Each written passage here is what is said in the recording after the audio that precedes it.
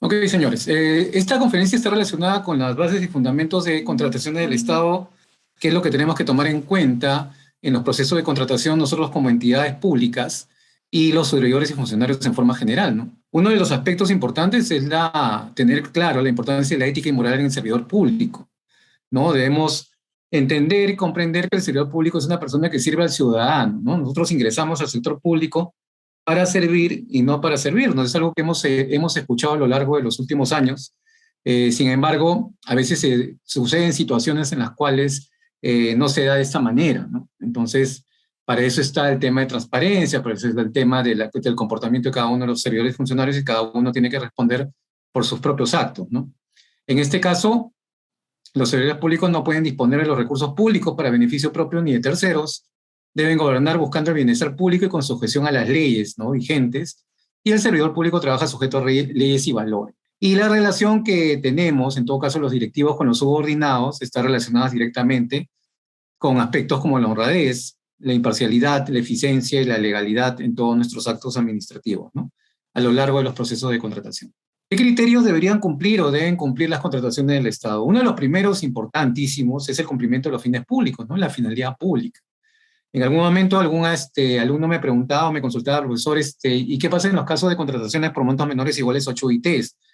Igualmente, aún sabiendo que estas contrataciones están fuera del marco normativo, pues deben cumplir con ciertos criterios y deben cumplir con ciertos parámetros relacionados, pues, principalmente con los principios de la ley de contrataciones, ¿no? De transparencia, de legalidad, de ver que a través de un análisis beneficio-costo se adquieran, se contraten los bienes o servicios de la mejor forma, ¿no? Las contrataciones deben ser oportunas y en mejores condiciones de precio y calidad. Repercusión positiva en condiciones de vida de los ciudadanos, ¿no? Las contrataciones en muchos casos van a poder ser en forma directa o indirecta, que van a influir o van a repercutir en la vida de los ciudadanos dependiendo del ámbito de responsabilidad o del ámbito de competencia de las entidades, ¿no?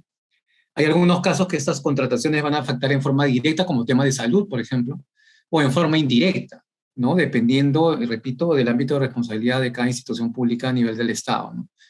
También hablamos de la maximización de los recursos públicos o el valor de los recursos públicos, ¿no? Acá hay un tema importante que hay que considerar, ¿no? En ninguna parte de la normativa de contratación pública se habla de menor precio. Sin embargo, sin embargo, se ha creado esta como leyenda, ¿no?, de que siempre se debe contratar al menor precio y no hay otra forma de contratar en el Estado, ¿no? Porque si no contratas al menor precio, pues hay colusión, hay algo que no es transparente, hay alguna duda sobre la compra y eso no es así. Habla de maximizar el valor de los recursos públicos. Entonces, cuando uno contrata calidad, contrata condiciones técnicas, por decirlo de esa manera, que también deben guardar equilibrio con el costo de esas condiciones, ¿no? La garantía, el servicio postventa, prestaciones accesorias, todo ello tiene un costo que tenemos que tomar en cuenta y en consideración, ¿no? Y todo ello promoviendo la actuación bajo el enfoque de gestión por resultados, ¿no? Finalmente, estas contrataciones deben realizarse en forma eficaz y eficiente y debe contratarse de manera oportuna, en su momento, en su oportunidad. No se contrata cuando ya no se necesita, cuando la meta ya está desfasada, cuando el plazo establecido ya se cumplió tiempo atrás. Entonces pierde sentido realizar una contratación cuando no se realiza en su momento, ¿no?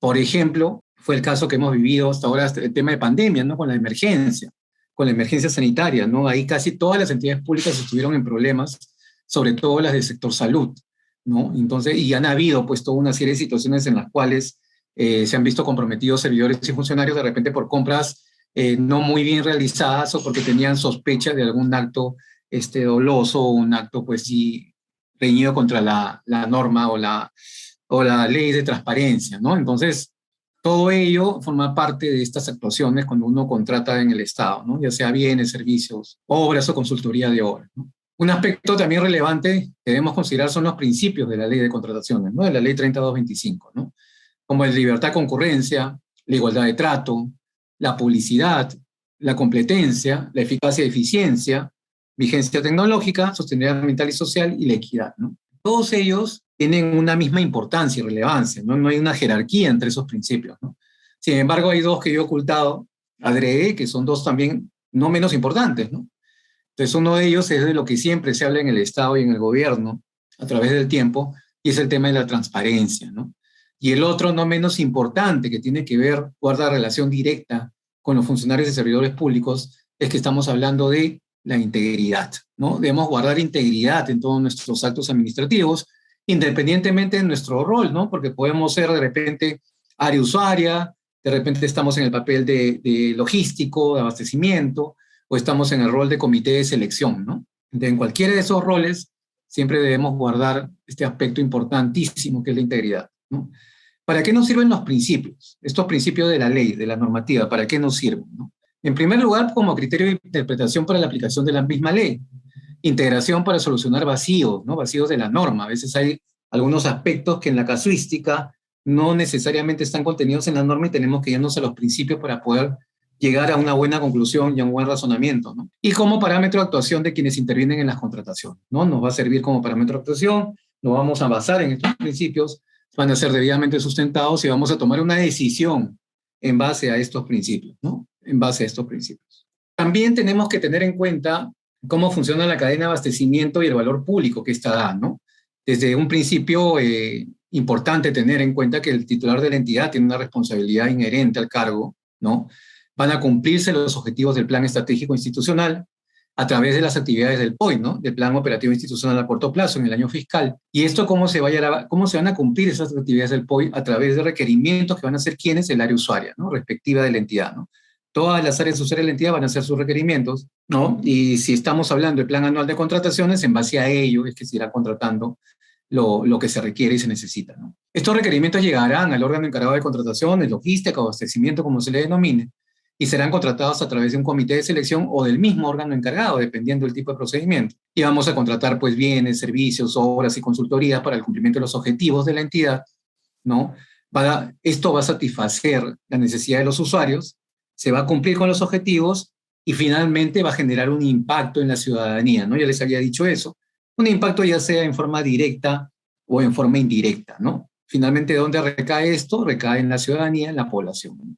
Y todas estas contrataciones que se realicen van a cumplir una finalidad pública, ¿ok? Esto independientemente del monto, independientemente de la cuantía, siempre las contrataciones que realiza la entidad, porque es el uso de recursos del Estado, va a cumplir con una finalidad pública, ¿no? Esto tenemos que tenerlo en cuenta. ¿Cuáles son los supuestos excluidos de la ley de contrataciones que están sujetos a supervisión del OCE? Las contrataciones por montos menores iguales a 8 ITs, ¿no? Salvo los bienes y servicios del catálogo de acuerdo marco, convenio de colaboración entre entidades, contrataciones con exigencias y procedimientos específicos de una organización internacional, contrataciones con otro Estado, contrataciones con proveedores no domiciliados en el país y servicios públicos cuando solo se pueda contratar con un proveedor, como es el tema del agua o la luz, ¿no? Esos son los casos en los cuales son supuestos excluidos de la norma.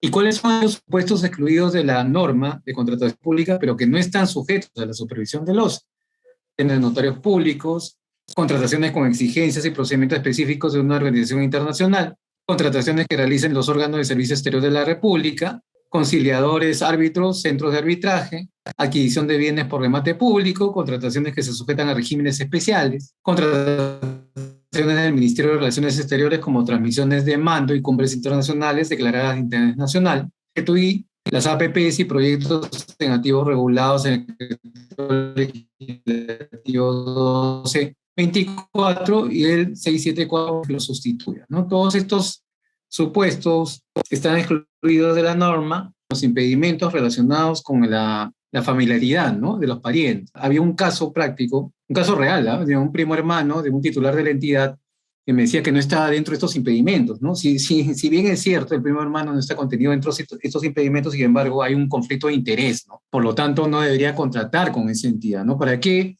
hacernos de problemas y después, por el tema de transparencia, por un tema de registro de información en el SIACE, por un tema de información que puede ser pedida y solicitada a la entidad, después las consecuencias de ello pueden ser demasiado funestas, ¿no?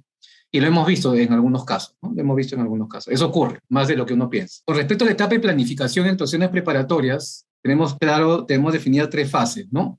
La parte de programación y planificación, ¿no? La parte del expediente de contratación y la elaboración de documentos, ¿no? En estas 3 etapas previas, por denominarlas de esa manera, pues las entidades tendrán que elaborar sus planes, elaborar sus cuadros multianuales de necesidades, ¿no? En forma por cada 3 años. Tenemos el PAC, que deberá ser aprobado y difundido a través del CIACE, ¿no? Vendrán los requerimientos, vendrán los comités de selección, la elaboración de bases y la etapa de convocatoria, ¿dónde? En el CIACE, ¿no? Todos los procedimientos, recuerden que son electrónicos, salvo la comparación de precios, ¿no? ¿Qué más tenemos? El área usuaria, ¿no? El área usuaria juega un rol importante en las contrataciones. El área usuaria define requerimiento, cómo va a ser ese requerimiento, qué información va a contener, cuáles son los requisitos de calificación, cuáles son aquellos aspectos importantes técnicos que deberá considerarse para realizar una contratación adecuada, ¿no? Entonces, todo ello va a confluir en que la contratación se haga de la mejor manera y de la mejor forma. Y es donde esta etapa es una etapa denominaría crítica, porque es la etapa donde se debe definir correctamente el requerimiento, ¿no? Evitar reprocesos, evitar vueltas, evitar cuestionamientos, tanto en la etapa de indagación de mercado como en la etapa misma del procedimiento de selección, a través de observaciones realizadas por los participantes, ¿no? Y en el caso de licitaciones y concursos públicos, cuando estas observaciones no son acogidas por el comité de selección o son acogidas en forma parcial, pues ese participante tiene todo el derecho de elevar esas observaciones no acogidas o acogidas en forma parcial al OCE para que se pronuncien, ¿no? E inclusive eso podría decantar en una nulidad del procedimiento de selección con todas las consecuencias que conlleva ello, ¿no?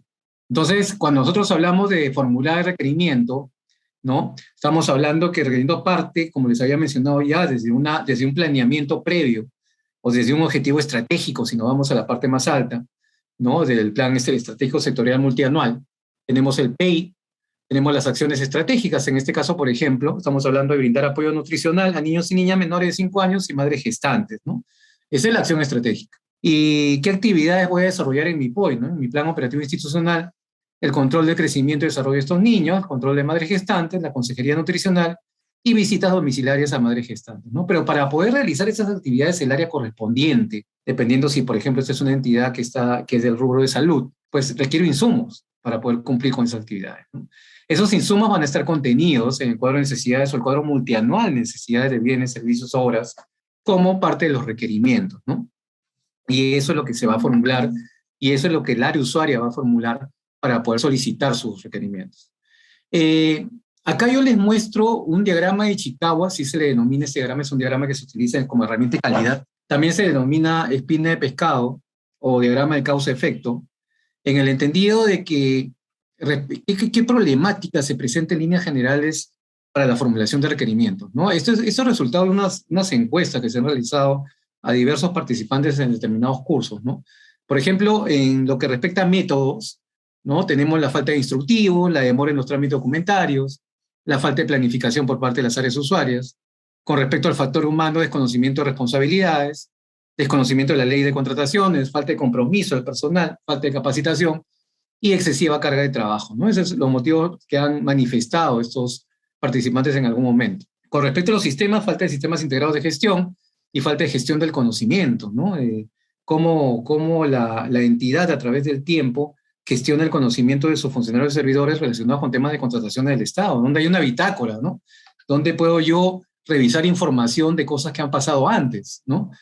Para no cometer los mismos errores, ¿no? Es un tema básico, indispensable, fundamental. Y en el tema con respecto al rubro de política, ¿no? Falta de apoyo de la alta dirección y falta de política interna en contrataciones. Eso también es importante, ¿no? Que cada entidad defina sus propias políticas independientemente de la normativa, independientemente de los principios de la ley. Cada entidad debería regular también sus propias contrataciones, ¿no? Eso normalmente lo realizan a través de la Directiva de Contrataciones por montos menores iguales a 8 IT, ¿no? Todos estos aspectos o problemáticas que confluyen decantan en qué, ¿no?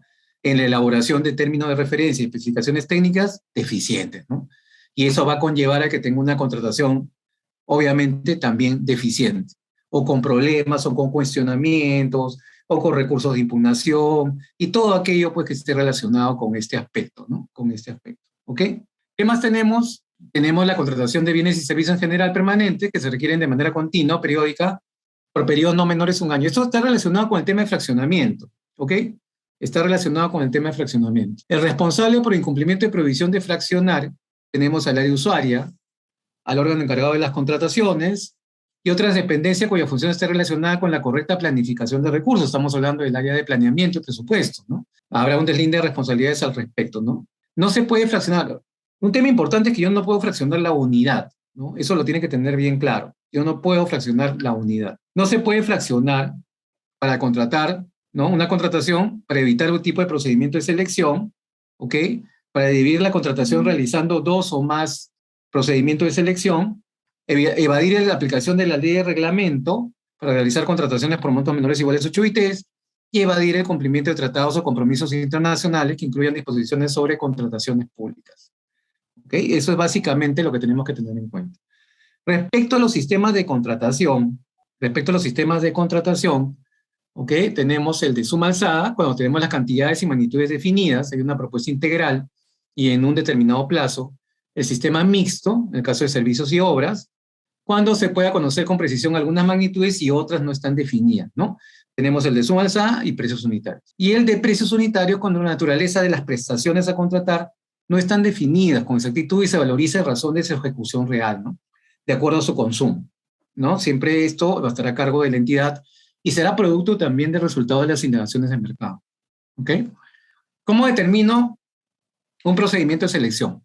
En primer lugar, respecto al objeto de contratación, el valor referencial o valor estimado. Recuerden que el valor referencial en el tema de consultorías y obras, tenemos los límites 90 y 110%, es visible,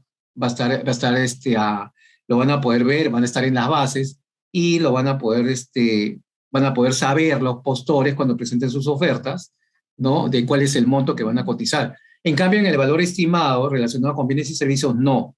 O sea, ese monto no va a estar registrado en el SIACE, ¿no? Así como ya no aparecen tampoco los montos del plan anual de contrataciones, tampoco ya no aparecen estos valores estimados para que los proveedores oferten sus mejores ofertas, valga la redundancia, ¿ok? Y las condiciones para su empleo, ¿no? Esas son las características por las cuales voy a determinar mis procedimientos de selección. ¿Qué más tenemos, no?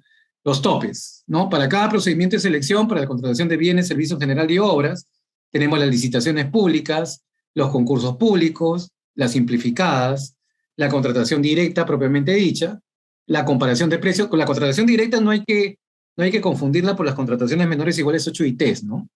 A veces escucho en algunas entidades que esas contrataciones por montos menores iguales 8 ITs les denominan contrataciones directas, y eso no es correcto, ¿no? La subasta inversa electrónica y la selección de consultores individuales, ¿ok? Esos son los procedimientos de selección que tenemos y de acuerdo a los montos y topes, de acuerdo al presupuesto fiscal del presente año. Ahora hablemos de los comités de selección, ¿no? ¿Cómo se conforman los comités de selección? En el caso de bienes y servicios, y según la normativa de contratación pública, el comité de selección va a estar conformado de la siguiente manera, ¿no? Tenemos un representante del OEC, que es el órgano encargado de las contrataciones, logística, abastecimiento, como se le denomine, cuyo único requisito es que esté certificado por el OCE, ¿no? ¿En qué nivel? Hay 3 niveles, ¿no? Básico, intermedio y avanzado. En cualquiera de ellos, porque aún eso no está regulado, ¿no? El otro miembro va a ser un miembro con conocimiento técnico del objeto de contratación, ¿ok? Es lo que dice la normativa. Y el tercer miembro no tiene ningún requisito específico. En el caso de consultorías y obras, tenemos una estructura similar, no igual, donde tengo un representante del OEC, ¿no? Que tendrá que estar certificado por el OCE con certificación vigente, y tenemos dos representantes con conocimiento técnico del objeto de contratación. Ese representante o ese miembro del comité con conocimiento técnico del objeto de contratación, ¿podrá ser un representante del área usuaria? Sí, por supuesto que sí.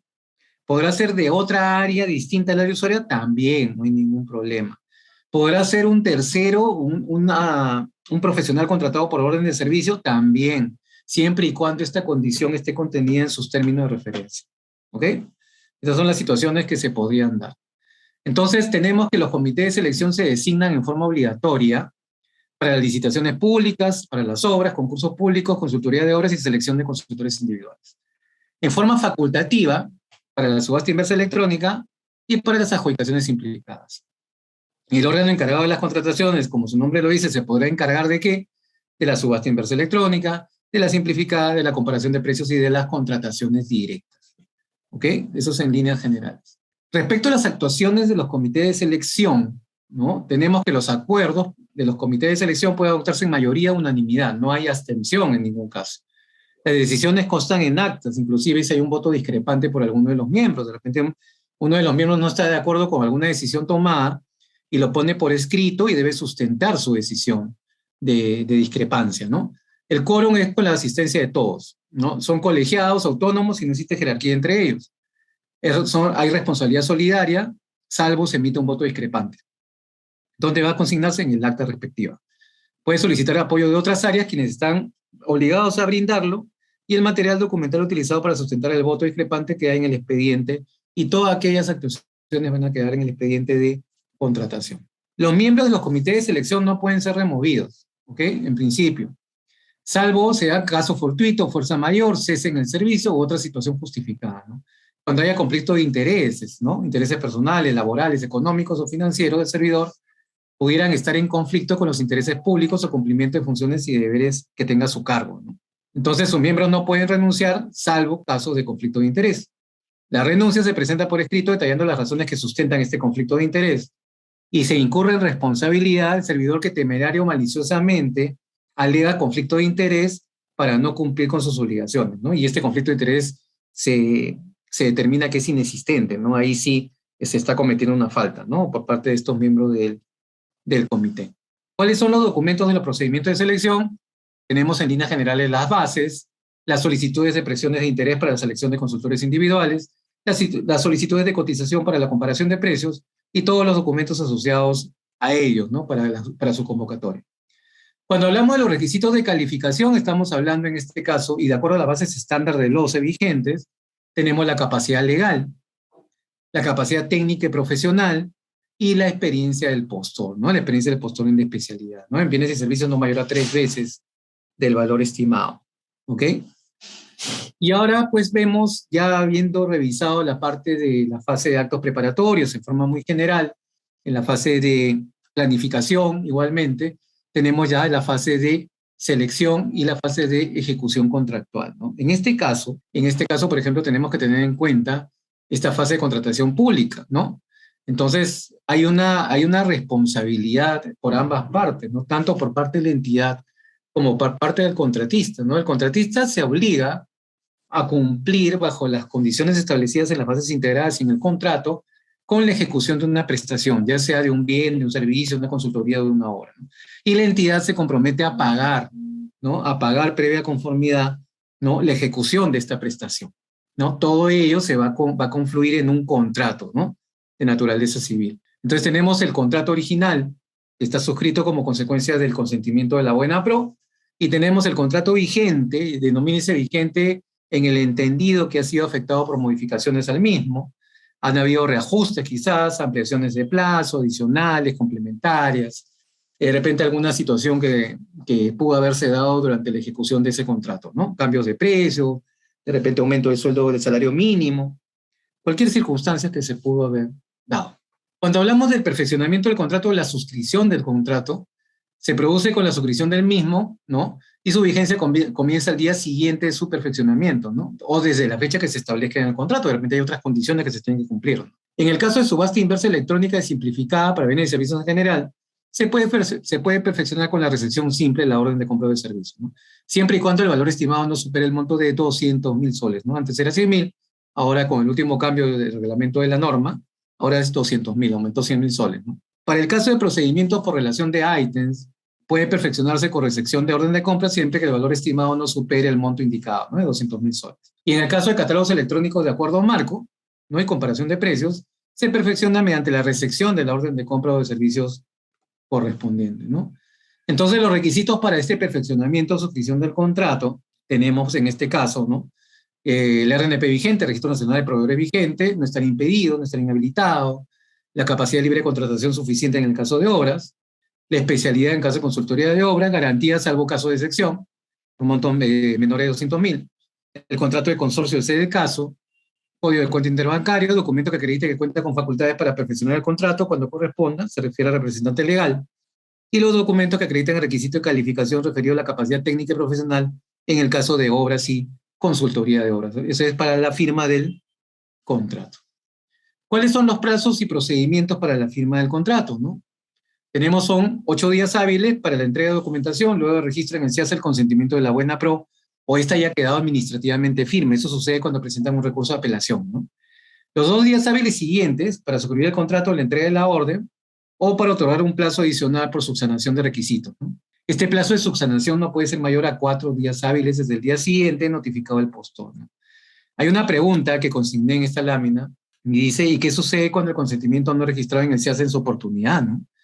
Importante. Eso pasa, sí, ha pasado varias veces. Ha pasado muchas veces que no se ha registrado el consentimiento de la buena prueba en su oportunidad y eso ha generado diversas situaciones y diversos problemas, ¿no? Para las entidades, ¿no? Inclusive en acciones de control, pues el órgano de control interno determina responsabilidad o posible colusión con el contratista o el proveedor para favorecerlo y que presente la documentación después, ¿no?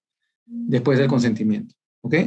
En el caso de bienes y servicios, en la vigencia del contrato está la conformidad de la recepción de la prestación a cargo del contratista y se efectúa el pago. Hasta que se ejecuta la última prestación a cargo del contratista, cuando existan prestaciones posteriores al pago, y en la ejecución y consultoría de obra, al consentimiento de la liquidación, y se efectúa el pago correspondiente, ¿no? Respecto a la vigencia del contrato. ¿Cuál es el contenido del contrato? ¿No? Tenemos que es el mismo documento que lo contiene en el caso del contrato, documento del procedimiento de selección que contengan reglas definitivas, como bases integradas, la oferta ganadora y documentos que generen obligaciones a las partes, ¿no? Y las cláusulas obligatorias que de todas maneras deben figurar en el contrato están relacionadas con las garantías, cláusula anticorrupción, solución de controversias, resolución de contrato por incumplimiento y la cláusula de identificación y asignación de riesgos en el caso de obras, ¿no? En el caso de obras. Y en el caso de garantías, ¿no? Las garantías se solicitan de fiel cumplimiento, de prestaciones accesorias, por adelanto de materiales, ¿no? ¿Cuál es la finalidad? Desincentivar y limitar los incumplimientos por parte del contratista, compensar de repente algún daño causado y excepcionalmente el cobro de saldos y penalidades, ¿no? que se le puedan aplicar al contratista por incumplimiento del contrato. ¿Cuáles son estas garantías contractuales? La garantía de fiel cumplimiento, la garantía de fiel cumplimiento por prestaciones accesorias y las garantías por adelanto, ¿no? Las características de estas garantías, que podría ser una póliza de caución, ¿okay? O una carta fianza, es que son solidarias, irrevocables y condicionales y de realización automática en el país, ¿no? Deben ser emitidas por entidades bajo la supervisión de la Superintendencia de Banca y Seguros que cuenten con clasificación de riesgo B o superior, ¿no? En este caso de las garantías. ¿Cuándo se ejecutan las garantías? Cuando el contratista no renueva, ¿no? El contrato, antes del vencimiento no renueva estas garantías. Resolución consentida del contrato, ¿no? Aplicó la garantía.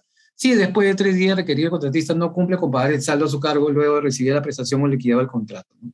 La garantía por adelantos se ejecuta cuando resuelto declarar o nulo un contrato, no se realiza la amortización o el pago, ¿no? Aun cuando este evento haya sido sometido a un medio de solución de controversias. La entidad, antes de ejecutarla, requiere vía notarial al contratista, otorgándole el plazo de 10 días hábiles para devolver el monto pendiente a amortizar, bajo el procedimiento de ejecutar la garantía, ¿no? Eso hay una opción ahí para el contratista y no ejecutar la garantía en primera sin haber notificado previamente, ¿no? ¿Cuáles son las excepciones a la presentación de la garantía de fiel cumplimiento? Tenemos los contratos o ítems por montos menores iguales a 200.000 soles en el caso de bienes y servicios, distintos a consultoría de obras, contrataciones complementarias cuyos montos sean menores iguales a 200.000 soles, arrendamiento de bienes inmuebles o inmuebles y la adquisición de bienes inmuebles, ¿no? No están sujetos a la presentación de garantías de fiel cumplimiento. Las garantías por adelantos deben presentarse antes de la entrega del adelanto, obviamente, respaldo por esta entrega, ¿no? La carta fianza o póliza de caución respectiva, equivalentes al monto solicitado, al 100% del adelanto. O sea, yo pido por adelanto 10.000 y tengo que presentar una garantía por 10.000. La vigencia mínima de esta garantía, excepción, a diferencia de las otras garantías de fiel cumplimiento, es de 3 meses, ¿no? Es renovable y su reducción también puede realizarse en forma progresiva de acuerdo a la amortización que realice el contratista, ¿no? Si el contratista solicita adelanto, ¿qué cosas deberá hacer? Solicitarlo en el periodo establecido en las bases, la entrega se realizará en la oportunidad y plazos establecidos en las bases, ¿no? A la amortización por descuentos proporcionales, y en el caso de bienes y servicios tenemos el 30%, hasta el 30%, 10% en el tema de directos y 20% de materiales e insumos en el caso de obras, ¿no? Como adelantos directos y como adelantos por materiales e insumos. Cuando hablamos de las características de adicionales y reducciones, tenemos en el caso de adicionales un aumento de prestaciones, tiene una naturaleza excepcional para lograr la finalidad del contrato, el área usuaria deberá sustentar esta necesidad adicional, es necesaria la emisión de una resolución por titular de la entidad, puede delegarse esta facultad, límite cuantitativo de los adicionales 25% del monto original, y es necesario contar con la asignación presupuestal correspondiente y será aumentar el monto de la garantía de forma proporcional al adicional. El costo se determinará sobre la base de las especificaciones técnicas del bien o término de referencia del servicio en general o consultoría y las condiciones y precios pactados en el contrato. El defecto de esto se determina por acuerdo de las partes, ¿no? Estos adicionales. La reducción de bienes y servicios de consultoría igualmente es una disminución de las prestaciones originalmente pactadas. El límite cuantitativo es el 25% del monto del contrato original y el contratista puede solicitar disminuir proporcionalmente estas garantías conforme se vayan amortizando, ¿no? Supuesto de procedencia de ampliaciones de plazo, por aprobación de adicional que afecte el plazo, el contratista amplía el plazo de las garantías otorgadas, por atrasos o paralizaciones no atribuibles al contratista o no imputables, debidamente comprobados y que modifiquen el plazo contractual, ¿no?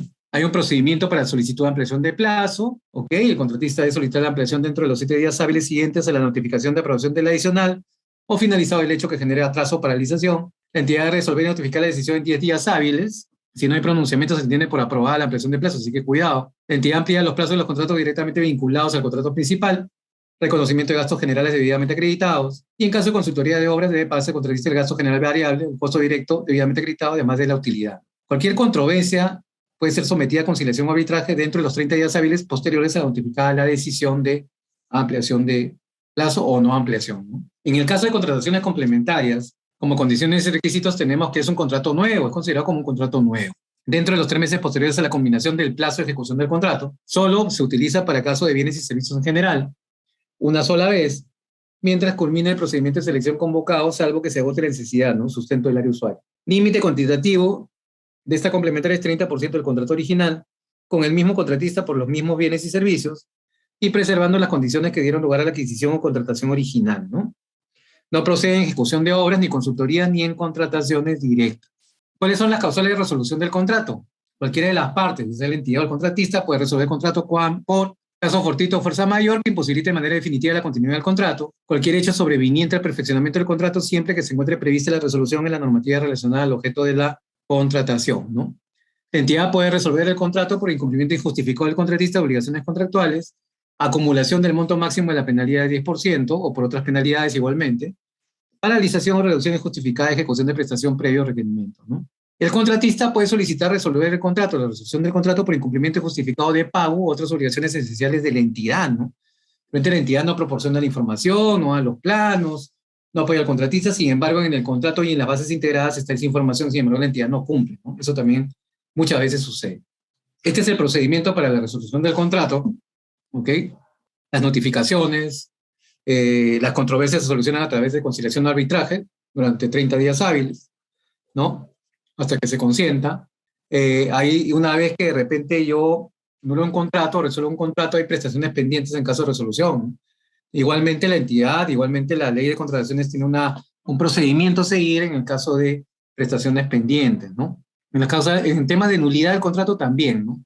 Hay diversas situaciones, como contravención al artículo 11 de la ley de impedimentos en retribución, transgresión del principio de presunción de veracidad, recurso de operación en trámite, contratación directa sin cumplir las condiciones establecidas, no utilización de procedimientos previstos en la normativa y contratación sin procedimiento de selección, ¿no? No hay procedimiento de selección, bueno, nulidad del contrato, ¿no? Ahí tenemos el procedimiento a seguir, la declaratoria de la nulidad, la notificación, carta notarial, más copia fedateada de documento que declara la nulidad, y ese contratista tiene 30 días hábiles, hasta 30 días hábiles para presentar su solicitud de arbitraje, ¿no?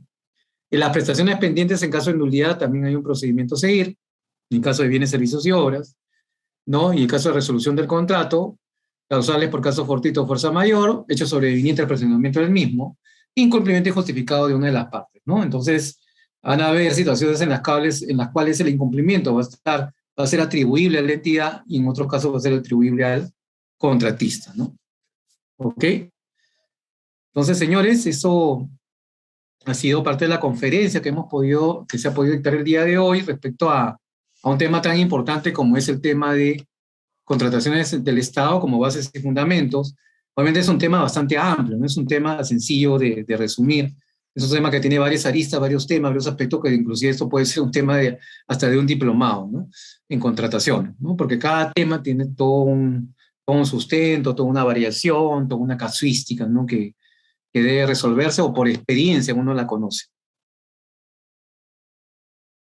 Siempre con el pueblo. Gobierno del Perú.